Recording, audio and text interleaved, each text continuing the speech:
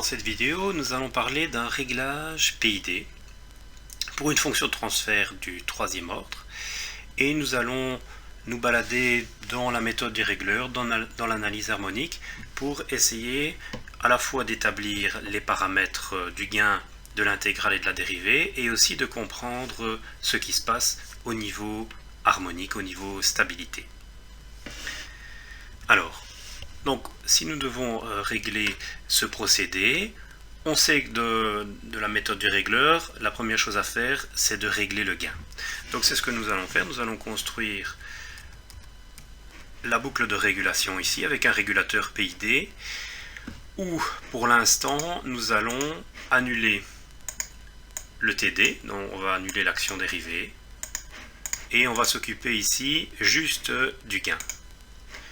Alors, avec un gain de 1, on voit ici qu'on a une courbe qui est trop lente. Et donc, on va viser ici, par exemple, 20% de dépassement pour le moment. Et on voit ici qu'on peut commencer à calculer parce qu'on a du dépassement. Et avec un peu de recherche, on arrive à un gain de 8,3 ici. Et là, on voit qu'on a une allure assez habituelle, assez jolie. Et on peut calculer le dépassement en pourcents. Donc on est ici à quelle valeur? Au maximum à 11,28 on va dire. En valeur finale à 9,43. Donc nous allons faire 11,278 moins 9,43122 divisé par la valeur finale 9,43 fois 100. Voilà, et vous voyez qu'on est à 20% de dépassement à peu de choses près. Donc on va garder cette valeur de K, 8,3, comme première base de notre réglage. Alors revenons à la présentation. Donc ça c'est le diagramme la boucle que nous avons établie. Et on a un gain de 8,3 pour l'instant TD à 0. Nous allons maintenant essayer de régler le TD et de voir les influences sur la marge. Alors, donc nous allons en fait partir de ce diagramme de Bode-là qui est en fait celui actuel avec un gain de 8,3 et pas encore de correction dérivée. Alors pour ça, on va aller chercher par exemple ce diagramme-ci, où on voit qu'on a mis un gain de 8,3. Ici la correction intégrale, elle est notée pas sous une forme avec le signe intégral, mais c'est la même chose ici, la fonction de transfert de la correction intégrale, c'est 1 sur TIP, donc ici on a mis à 0 pour annuler l'action intégrale. Au niveau du TD ici, on a mis un TD à 13 en valeur mètre à 0. TI on l'a mis à 1. Pourquoi? Pour ne pas avoir une division par 0 et une erreur. Mais l'intégrale ne joue pas pour l'instant. Donc voilà, nous allons démarrer. Et on voit qu'on a, pour l'instant, avec juste un régulateur proportionnel, une marge de phase de 51,6 degrés. Et donc c'est ça qu'on va suivre en modifiant ici notre TD. On va voir l'évolution de marge de phase. Alors, essayons d'abord avec un TD de une unité. Une seconde plutôt. On voit que on est passé de 51 à 54 degrés de marge de phase. Donc on voit déjà qu'avec une si petite valeur de TD, on améliore déjà la marge de phase. Alors on va se rappeler un peu ce qui se passe au niveau d'un diagramme de Bode lorsqu'on ajoute un correcteur à avance de phase, puisqu'ici on est en train d'ajouter la dérivée. Donc je vous rappelle que l'avance de phase se caractérise par une phase positive, c'est ça tout l'intérêt, en forme de dôme. Et lorsque la pulsation 0 dB se trouve à gauche du dôme, eh bien on a très peu d'intérêt parce que à ce moment-là on sait qu'on a une amplification des hautes fréquences et on a très peu de marge de phase de gagner, on va dire, puisque la phase ici est très très faible.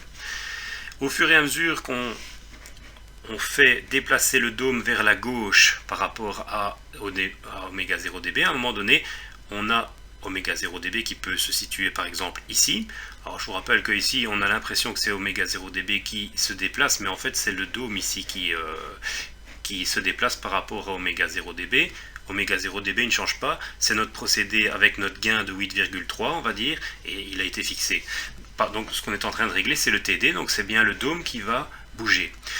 À ce moment-ci, si vous êtes dans cette situation-ci, on va avoir une marge de gain qui risque d'être améliorée, c'est ce qu'on veut, parce qu'on a une phase positive ici qui est amenée, relativement importante, 35 degrés à peu près, et une amplitude ici relativement modeste. On sait qu'elle va contribuer à diminuer la marge de phase, mais ici on voit que la marge de phase est fortement augmentée grâce à la phase, donc globalement on s'attend à avoir une amélioration.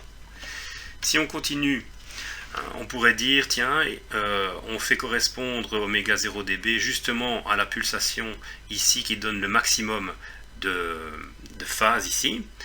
Alors d'ailleurs, certaines techniques de régulation qu'on trouve dans les livres de régulation prônent cette façon-là. Alors, on va voir qu'ici, ça ne marche pas très bien, parce que, d'accord, on amène une phase importante, mais seulement on amène aussi une amplification importante, et cette amplification risque peut-être de faire chuter plus fort la marge de phase que en ayant un oméga 0 dB qui se situe plus à gauche.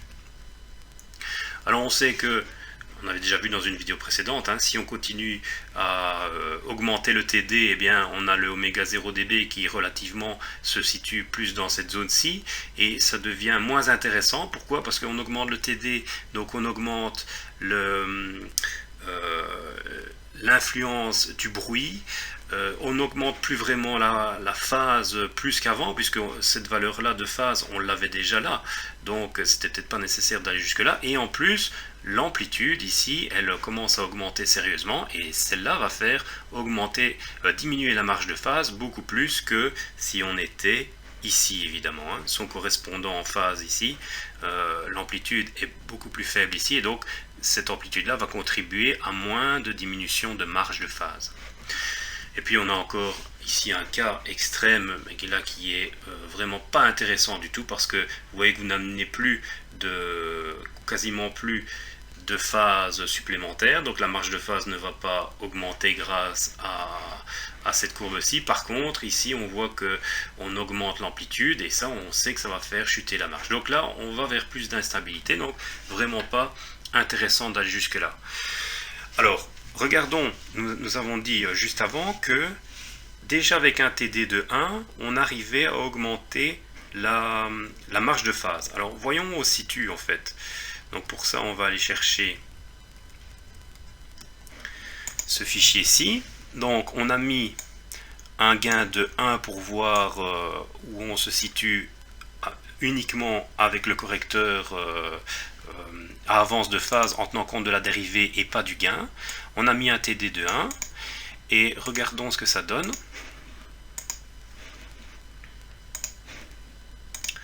On voit qu'on est ici, et où se situe la pulsation 0 dB, et ça on va aller le chercher. On va aller chercher grâce à ce diagramme-ci.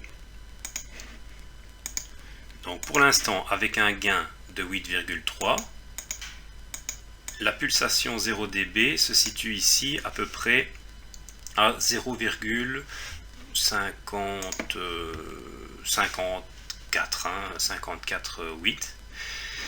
Et donc, si on va chercher son correspondant ici, 0,54,8,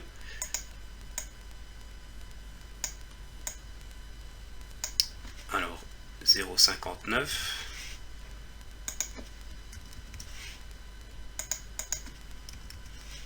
alors on doit reculer ici, 0,54, décidément on a du mal à reculer, 0,54,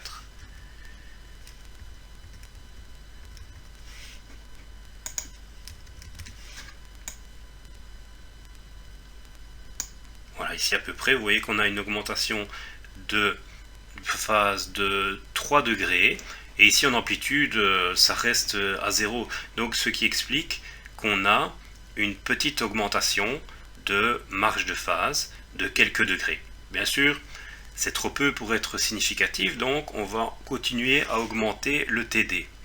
Alors on va faire ça dans ce schéma-ci qui montre les marges de phase très rapidement. Donc je vous rappelle ici, avec un TD de 1, donc on avait 54 degrés de marge de phase. Continuons ici, donc on va mettre un TD de 2 par exemple. Et donc là, on fait déplacer le dôme vers la gauche et la pulsation 0 dB commence à aller vers le centre du dôme. Et on voit que ici, bon, on a augmenté légèrement la marge de phase. On continue ici, par exemple. Ah oui, mais non. Ici, j'avais en fait réglé le mauvais paramètre. On avait déjà tantôt 54 degrés. Voilà, là réellement, on voit une augmentation de la marge de phase, 57 degrés pour un TD de 2. Continuons ici, alors, à augmenter le TD. Vous voyez qu'on passe à 60 degrés. On était à 51, sans dérivé. Et donc, je vous conseille, c'est de noter toutes ces itérations de calcul. Donc, on voit par exemple que pour un TD de 10, on arrive maintenant à une belle valeur de marge de phase, 76 degrés, c'est bien plus que nécessaire, c'est ce qui nous permettra d'ailleurs d'augmenter le gain par la suite. Alors, si on continue à répéter cette opération, eh bien, on va construire un tableau comme celui-ci, donc chaque itération d'essai, de calcul, qui est fait par Scilab, va nous permettre de voir l'évolution de la marge de phase. Alors remarquez que nous avons fait des essais jusqu'ici, ensemble. Si on continue les essais, on voit que à un moment donné, en augmentant TD, on voit que la marge de phase, elle n'augmente plus de façon significative. Donc vous voyez qu'ici, à 13, on était à 82 de marge de phase. Si on augmente encore, on augmente d'un gros degré, et ici même ça commence à diminuer. Donc c'est clair que 18, c'est une valeur qu'il ne faut déjà plus prendre. Et si on continue, là, franchement, on a expliqué tantôt que si le TD commence à être trop grand, eh bien, en fait, on a un système qui est déstabilisant. Ça devient même déstabilisant parce que l'amplitude augmente et la phase n'augmente plus. Donc là, c'est clair que ici, totalement à proscrire ces valeurs-là de TD. Moi, je dirais que à ce niveau-ci, étant donné qu'on essaye d'avoir une valeur de TD qui n'est pas trop grande, parce qu'on sait qu'on a des soucis d'amplification du bruit, donc autant garder ici, je dirais, en faisant un bon compromis, un TD de 13 qui donne une belle marge de phase et qui permet toujours d'avoir une augmentation de la marge de phase de façon significative par rapport aux valeurs d'avant. Donc c'est pour ça que je laisse tomber le 15 et le 18, même si le 15 donne la meilleure marge de phase. On voit que par rapport à celle-là, ça n'est pas vraiment beaucoup plus. Donc je préfère garder ici un TD de 13. Alors, où est-ce qu'on se situe au niveau du dôme par rapport à la pulsation 0 dB? Donc pour ça, on va d'abord repérer quelle est la pulsation 0 dB. Et on va mettre notre 13 ici.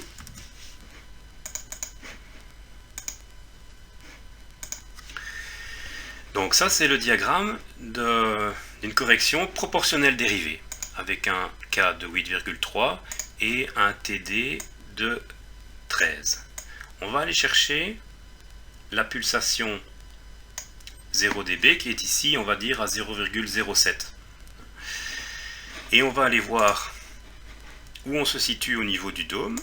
Alors, donc on va remettre ici un TD de 13.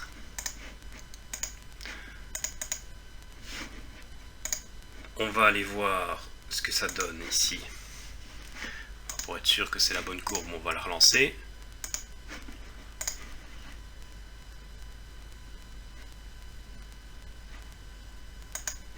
Voilà. Donc on a dit que la pulsation 0 dB actuelle, c'est 0,07. Alors où est-ce qu'elle se situe? Eh bien, elle se situe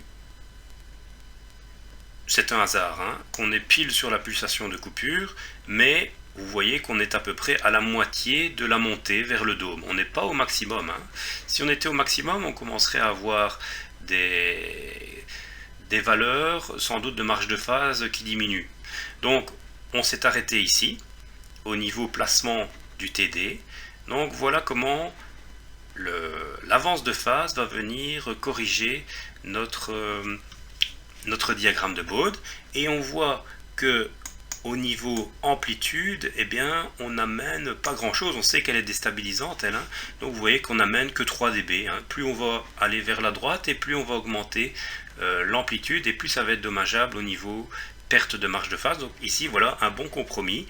On amène 40 degrés quasiment de phase supplémentaire, et on augmente simplement de 3 dB l'amplitude. Donc voilà pourquoi en fait cette valeur là marche bien au niveau de cette analyse ici, on comprend plus facilement.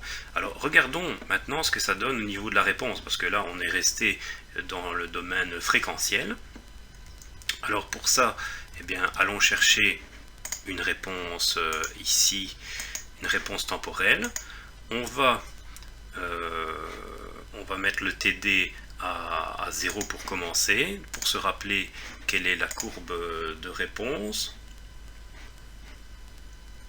Alors on va peut-être fermer différentes fenêtres ici.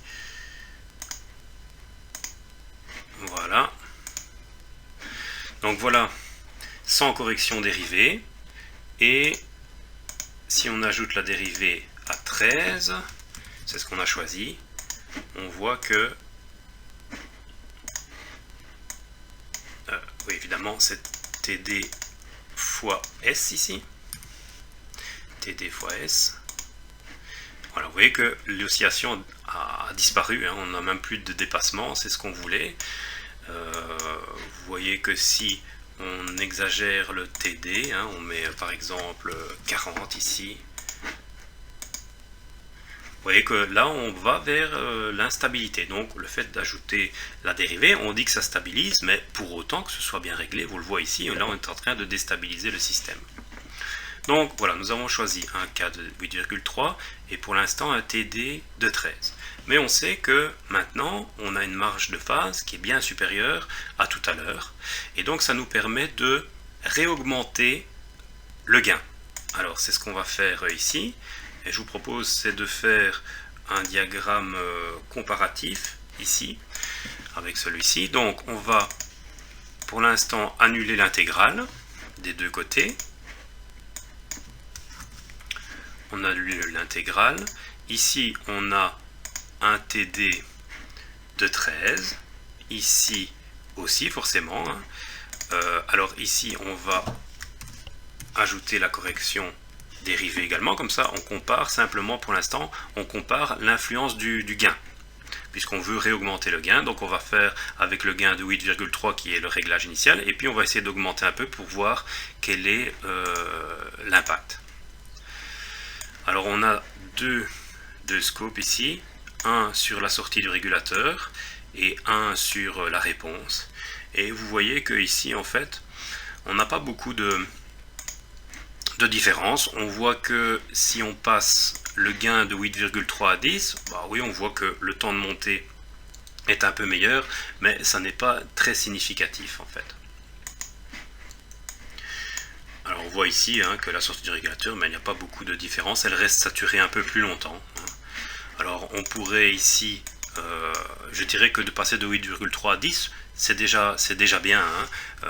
On pourrait dire, tiens, parce qu'on est en simulation ici, on n'a qu'à essayer 20 ici, voilà, et au niveau de la réponse, vous voyez que ça ne change rien grand chose, ça reste stable.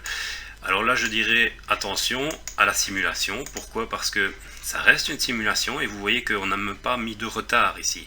On a un troisième ordre, donc possibilité de mettre en instabilité, mais on n'a pas mis de retard. Et on sait que le retard, il va jouer, même s'il est faible, il va commencer à marquer ses effets si on augmente le gain de façon trop importante. Donc je dirais ici, restons raisonnables. De toute façon on voit que le fait d'augmenter le gain ça ne change pas grand chose, donc je dirais on passe de 8,3 à 10, c'est une augmentation de plus de 10% du gain, voilà quelque chose de raisonnable et on va partir là-dessus. Alors maintenant, donc, nous avons une nouvelle pulsation de coupure puisqu'on est passé à 10. Donc là, je vous propose c'est de regarder ce que ça donne à ce niveau-ci. Donc cette fois-ci on passe à 10. Voilà. On n'a pas encore de réglage de l'intégrale. À ce niveau-ci, on a toujours un TI à 13. Voilà. Et donc pour l'instant, nous avons quand même encore une marge de 77 degrés malgré l'augmentation du gain. Ça s'explique en fait parce qu'il n'y a pas de retard. Hein. Donc si on mettait un retard, là on verrait que la marge de phase commence à aller vers les fameux 60 degrés qui sont habituellement choisis, 45-60 degrés. Donc ici on reste avec une marge suffisante, mais on ne va pas la détériorer davantage parce qu'on sait qu'il n'y a pas de retard ici. Alors ensuite, on sait que pour l'instant, on a un écart statique, puisqu'on n'arrive pas à notre consigne, étant donné qu'on n'a pas mis d'intégrale. Donc on va mettre ici un échelon de 10 unités pour pouvoir constater qu'on arrive bien à la consigne. On va comparer cette fois-ci le proportionnel intégral et le PID qu'on est en train de construire. Alors ici on voit qu'on a une perturbation, donc c'est pas encore ce schéma là que je veux montrer, c'est celui-ci. Donc ici on va cette fois-ci ajouter l'intégrale et on va mettre par exemple une intégrale de 300. On voit qu'ici on a une constante de temps de 250, donc ça me donne une idée de ce que je peux mettre. Donc il faut chercher un peu, mais vous allez voir que cette valeur de 300 elle donne de bons résultats. Donc voilà ce que ça donne. Donc vous arrivez ici à... Donc ça c'est la comparaison 8,310. Donc si on veut vraiment comparer le PI et le PID, il faut que on annule le TD ici. Donc ça va être notre PI. Donc c'est-à-dire que je vais mettre un 0 ici. Voilà, ici on a un PI puisqu'on n'a plus de dérivée, et ici on a notre PID. Où le gain a pu augmenter ici. Alors là, on voit ceci, et là on voit qu'il y a quand même une nette différence entre le comportement du PI, où on avait, vous voyez, un dépassement de 20%, tandis qu'avec le PID, on n'a même plus de dépassement. Alors attention, soyons humbles, ça reste toujours dû au fait qu'on a négligé le retard. Alors, quel est le gain ? Eh bien, le gain, je dirais que ici, il est en temps de réponse, parce que vous voyez que si on regarde le temps de réponse, on arrive ici déjà après 54 secondes dans l'intervalle plus ou moins 5%, tandis qu'avec le PI, on arrive dans l'intervalle plus ou moins 5%, ici après 107 secondes pour 54. Alors bien sûr ici, par contre, le temps de montée, vous voyez que le temps de montée ici, il est meilleur pour le PI. C'est normal, la dérivée, elle a tendance à limiter une augmentation vertigineuse vers la consigne. Donc c'est normal ici que on ait un temps de montée un peu moins bon. Donc voilà la différence entre le PI et le PID. Maintenant, ce qu'on peut regarder aussi, c'est le comportement à une perturbation. Alors le comportement à une perturbation, pour ça, on a construit ce schéma-ci, où vous voyez que c'est le même que le précédent, mais on a ajouté ici une perturbation qui a tendance à faire diminuer la mesure, puisqu'il y a un moins ici, et on a mis un échelon de 10, et on l'a mis à l'instant 200 secondes, pour laisser la courbe se faire, et puis seulement après un certain temps vient une perturbation. Donc on a les deux mêmes perturbations ici. Ici on va construire, on va comparer le PI et le PID. Alors ici, donc on a dit que notre gain choisi c'était 10. Le TD, on a dit que c'était 13, donc vous voyez un TD de 13 ici. 1 sur 300. Voilà. Donc là, nous avons un pays. Et ici, nous avons, pour avoir un pays, il faut que je mette un 0 ici, bien sûr. Voilà, là, on compare vraiment notre pays avec notre PID. Voilà. Ça me semble beaucoup plus correct. On reconnaît la courbe de tout à l'heure, celle du pays, où on a un dépassement plus important. Quasiment pas de dépassement, même pas du tout avec le PID. Et vous voyez que on avait dit ici, oui, le temps de réponse il est bien mieux avec le PID, mais par contre le temps de montée était mieux avec le pays. Alors donc on peut choisir, hein, suivant le cahier de charge, ce qu'on préfère. Alors ici par contre, là c'est quand même net, c'est que à l'instant 200, on applique une perturbation. Et vous voyez que le pays va descendre beaucoup moins bas que le pays. Alors pourquoi? Parce que c'est le rôle de la dérivée, ça, hein, et on voit sur la courbe de sortie du régulateur, donc ici on a affiché la courbe de sortie du régulateur, vous voyez qu'à l'instant 200 de la perturbation, avec le PID, lui il réagit très vite. Vous voyez qu'il augmente assez vite et fort la sortie du régulateur, tandis que celle du pays, lui, il s'en rend compte, mais plus lentement, ce qui fait que le PV a le temps de descendre plus fort. Donc, voilà un exemple complet de paramétrage de PID, comparaison avec un pays. Donc vous voyez, il y a beaucoup de choses à maîtriser. Il faut maîtriser les diagrammes de Bode, il faut utiliser la méthode du régleur, et je pense que ça c'est sans doute la meilleure méthode pour régler, c'est de pouvoir intervenir à différents niveaux et de suivre ce qu'on fait, suivre les marges. Voilà pour cet exemple de paramétrage PID.